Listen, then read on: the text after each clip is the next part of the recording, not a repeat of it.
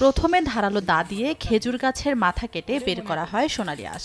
এরপর ১২ থেকে ১৪ দিনের অপেক্ষা। পরে বাঁশের নল বসিয়ে শুরু হয় রস সংগ্রহের প্রক্রিয়া। গ্রামীণ জনপদে শীত আসলেই শুরু হয় খেজুর গাছ থেকে রস সংগ্রহের তোড়জোড়।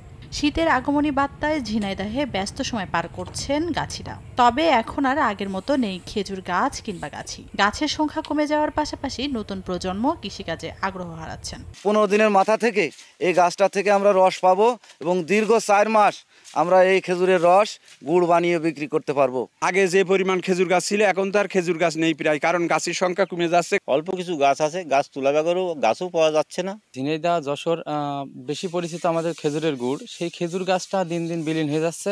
কৃষি বিভাগ বলছে নিরাপদ রস আহরণ ও গুড় উৎপাদনে নিয়মিত গাছিদের প্রশিক্ষণ দেওয়া হচ্ছে। গাছিদেরকে নিরাপদ রস আহরণের ব্যাপারে পরামর্শ প্রদান করে আসছি। এ বিষয়ে আমরা তাদের প্রশিক্ষণও প্রদান করেছি। কৃষি বিভাগের তথ্য মতে জেলার ৬টি উপজেলায় বর্তমানে প্রায় ১.৫ লাখ খেজুরের গাছ রয়েছে, যা থেকে চলতি মৌসুমে প্রায় ৮৭২ মেট্রিক টন গুড় উৎপাদনের আশা।